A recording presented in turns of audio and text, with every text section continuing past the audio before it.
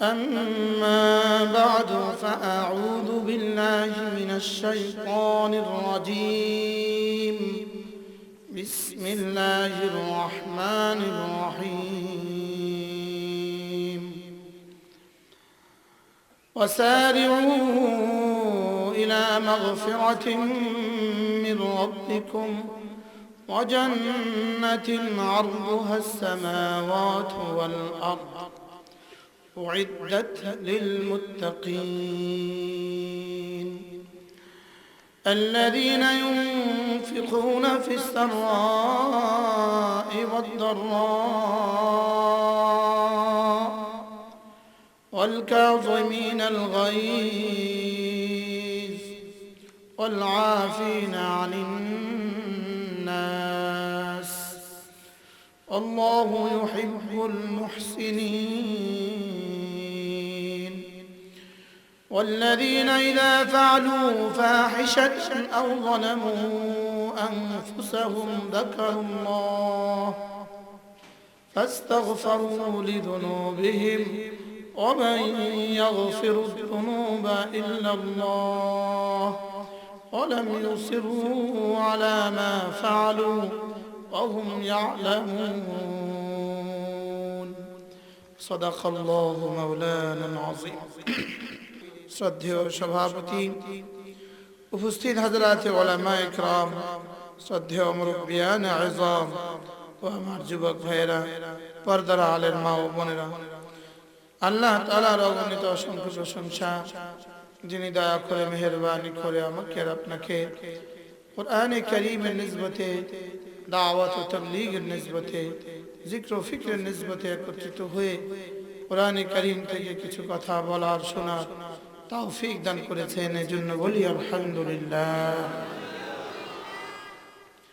বড়রা কথা বলেছেন, মাওলানা গোলাম মহিউদ্দিন ইকরাম সাহেব আসেন না, হযরত মাওলানা হারিসউদ্দিন দামাত বারাকাতুম কথা বলেছেন, যার কথা শুনলে হযরত জামালউদ্দিন সন্দ্বীপীর কথা মনে পড়ে। হুবহু যেন জামালউদ্দিন সন্দ্বীপী রহমতুল্লাহর নকশা ক্যাসেট।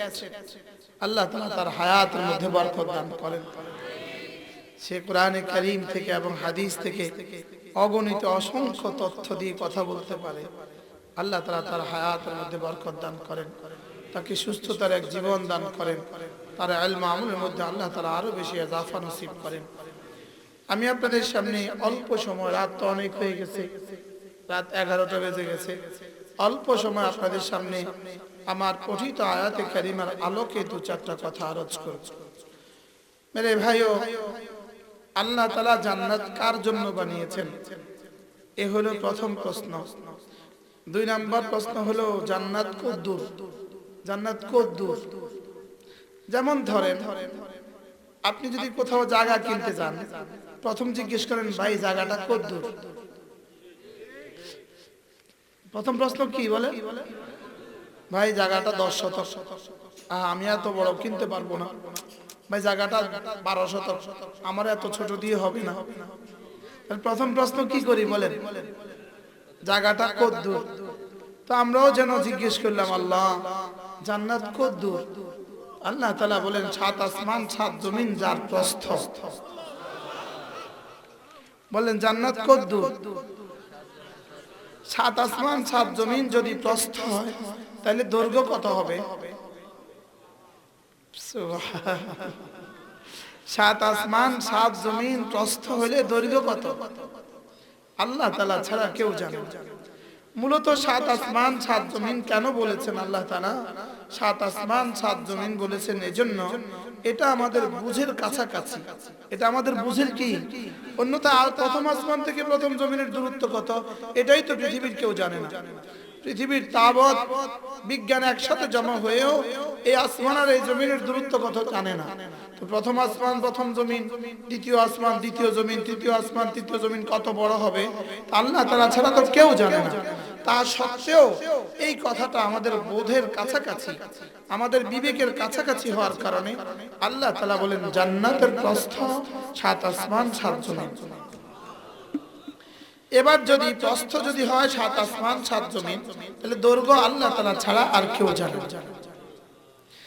এবার জিজ্ঞেস করি আমরা, এটা কার? এই জমিনটা কার?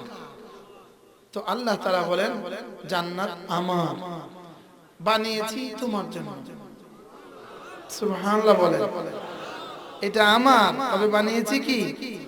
হ্যাঁ, দোকানে আপনি একটা সোফা সেট রেখে দেওয়া আছে, আমি ভাই এই সোফা সেট কার? তো দোকানদার বলে, ভাই এটা আমার। এটা কার লাগা রাখছেন? কাস্টমারের লাগা। কার লাগা রাখছেন? কাস্টমারের লাগা। তো আমি বললাম, আল্লাহ জান্নাত কার? এটা আমার। কার জন্য রাখছেন? তোমার জন্য। আমি বললাম, আল্লাহ আসলে কার জন্য রাখছেন? হ্যাঁ, তুমি যদি মুত্তাকি হও তোমার জন্য, তোমার আব্বাও যদি মুত্তাকি হয় তো তোমার আব্বার জন্য, তোমার ছেলে মেয়েরাও যদি মুত্তাকি হয় তোমার ছেলে মেয়েদের জন্য। এজন্য জান্নাত কার জন্য বলেন? মুত্তাকিদের জন্য। বলেন জান্নাত কার জন্য? সুবহানাল্লাহ। জান্নাত কার জন্য বলেন? মুত্তাকিদের জন্য। মূলত ওই যে বলে ফার্নিচার কার, একটা দোকানদার বলে এটা আমার। কার জন্য? কাস্টমারের জন্য। তাই বলে আল্লাহ জান্নাত কার? আমার জন্য। আমার কার জন্য? মুত্তাকিদের জন্য। এবার আমি বললাম, আল্লাহ মুত্তাকিদের জন্য যদি আপনি জান্নাত বানিয়ে থাকেন, তো মুত্তাকির কিছু সিফাতের কথা একটু বলে দেন। তো আল্লাহ তাআলা এই আয়াতের মধ্যে মুত্তাকির প্রথম সিফাত বলে, আল্লাযীনা ইউনফিকুনা ফিস সাররাই ওয়াদ দাররা, যারা সুখেও দুঃখেও আল্লাহর রাস্তায় দান করে। কম থাকলেও আল্লাহর রাস্তায় দান করে, বেশি থাকলেও সে আল্লাহর রাস্তায় দান করে। লকডাউনের সময়ও সে আল্লাহর রাস্তায় দান করে। যখন চাকরি বাকরি নাই তখনও আল্লাহ রাস্তা দান করে, আর যখন ব্যবসা বাণিজ্য আছে তখনও সে আল্লাহ রাস্তা দান করে। সে অল্প থেকে অল্প আল্লাহ রাস্তা দান করে, আর বেশি থেকে বেশি সে আল্লাহ রাস্তা কি করে বলেন? দান করে। তো মুত্তাকির প্রথম সিফাত আল্লাহ তাআলা এখানে বলেন যে আল্লাহ রাস্তা দান করে। এজন্য মেরে ভাই, হযরত আলী রাদিয়াল্লাহু তাআলা আনহু, ইনি হযরত আলী রাদিয়াল্লাহু তাআলা আনহু, ইনি ইফতার করছিলেন। ইফতারের সময় নিজের সামনে একটা রুটি, হযরত হাসানের সামনে একটা রুটি, হযরত হুসাইনের সামনে একটা রুটি, হযরত ফাতেমার সামনে একটা রুটি। হযরত আলীর খাদেমা ছিল ফুজ্জাহ। কি নাম? ফাদাদ বুলতা, ফুজ্জাহ। হযরত ফাতেমা খাদেমা ছিলেন ফুজ্জাহ। ফুজ্জার সামনে একটা রুটি। এমন সময় সুয়ালি আসছে, সুয়ালি ভিক্ষুক আসছে। ভিক্ষুক এসে হাত দিছে, ঘরে কে আছেন? ভিক্ষুককে কিছু দেন। হযরত আলী বললেন, হাসান, বেটা হাসান, যাও আমার রুটিটা ভিক্ষুককে দিয়ে আসো। হযরত হাসান বললেন, আব্বা আমারটাও দিয়ে দে। হযরত হুসাইন বলেন, আব্বা আমারটাও দিয়ে দে। কয়টা হয়ে গেল? হযরত ফাতেমা বলে, হাসান আর হুসাইন, তোমরা তো সাখাওয়াত শিখেছো তোমরা আলীর কাছ থেকে, আর ফাতেমা তো সাখাওয়াত শিখছে মুহাম্মদুর রাসূলুল্লাহর কাছ থেকে।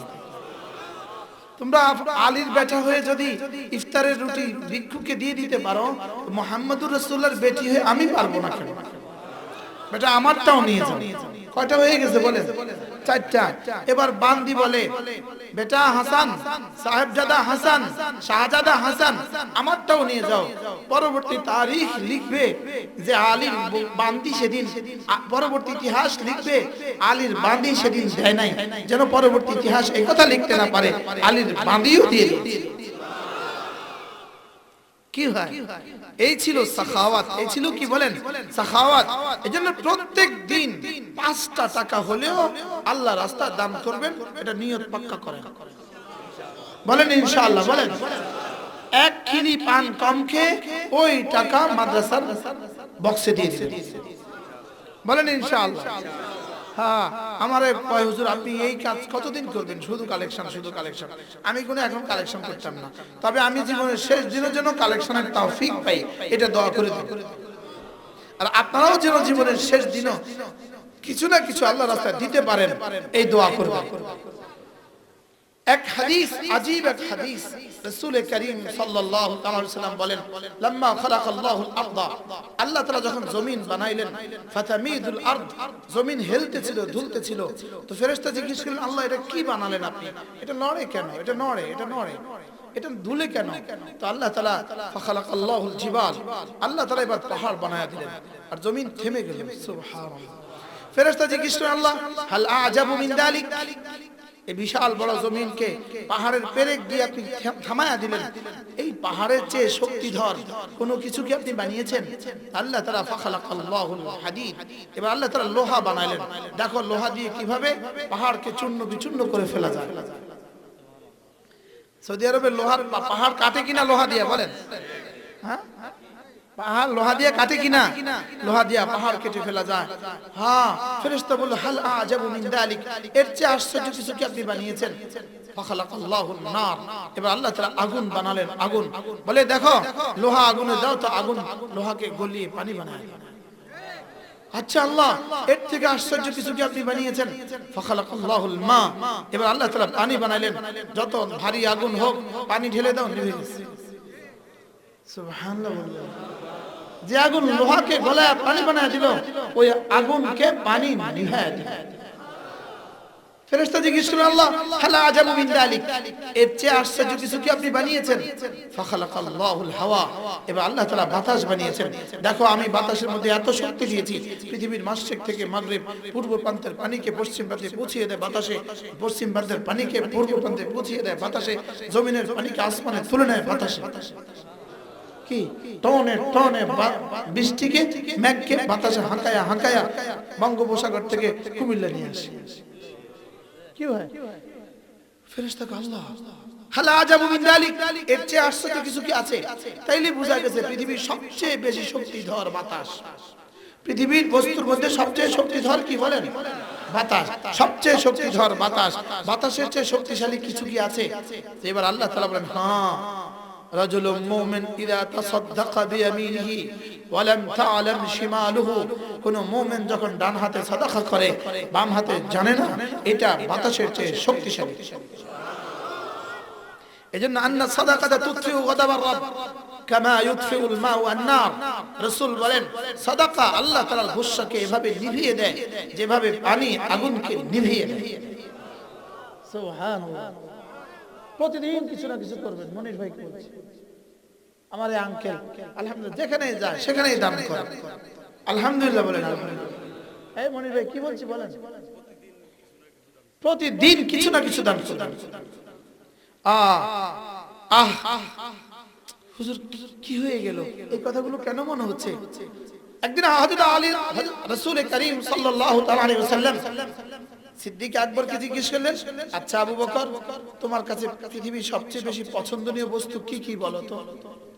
ইয়া রাসূলুল্লাহ, আমার কাছে সবচেয়ে পছন্দের বস্তু আন নাজরু ইলা ওয়াজহিক, আপনার চেহারা দিকে তাকিয়ে থাকা। সিদ্দিক যেমন, সিদ্দিকের পছন্দটাও তেমন। এইটা কি এখন আর পৃথিবীর আর কেউ বলার সুযোগ আছে? আর নাজরু ইলা ওয়াজহিক, আপনার চেহারার দিকে তাকিয়ে থাকা ইয়া রাসূলুল্লাহ আমার কাছে সবচেয়ে বেশি প্রিয়।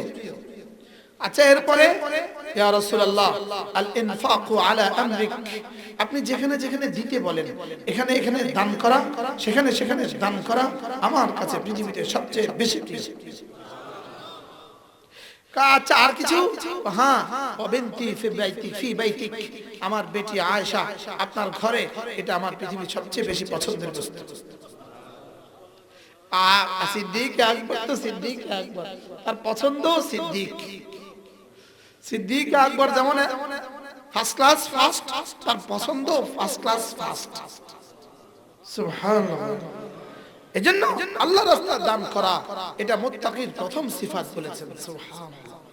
এজন্য ওই যে প্রথম আয়াত ওমিম্মা রাযাকনাহুম ইউনফিকুন, ওমিম্মা রাযাকনাহুম ইউনফিকুন, দেওয়া যেন এমন হয় প্রতিটা দিন 2 টাকা 5 টাকা 10 টাকা 100 টাকা চুপে চুপে কাউকে দিয়ে দিবেন।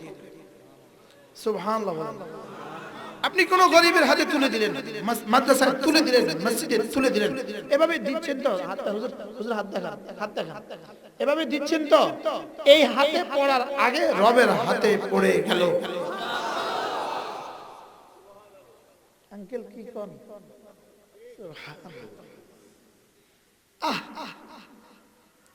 হ্যাঁ যদি বুঝতাম। এজন্যই তো ওই আয়াতে কারিমা হলো না তাওহীদ, ওই আয়াতে কারিমা ফাসাদদাকা ওয়া আকুম মিনাস সালিহিন, মওত যখন আসবে তখন কি বলবে জানেন?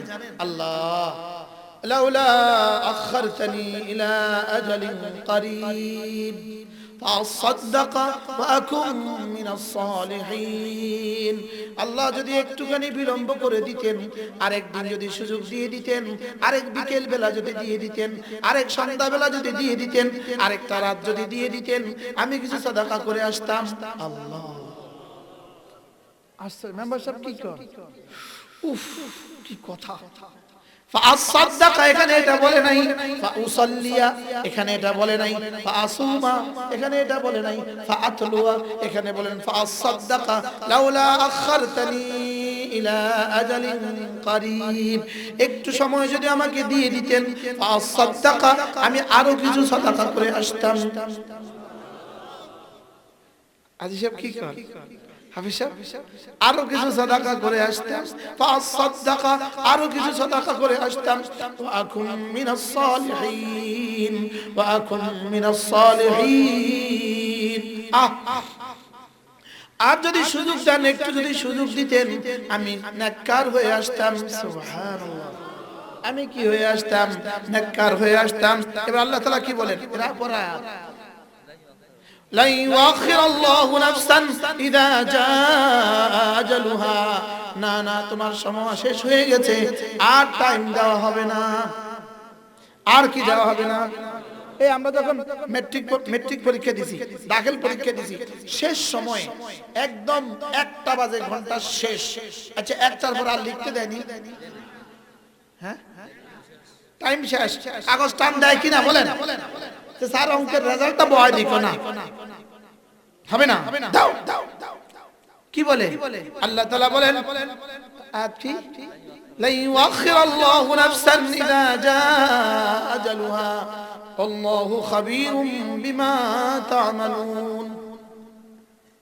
লোক পাবেন না, লোক পাবেন না, আল্লাহু খাবীরুম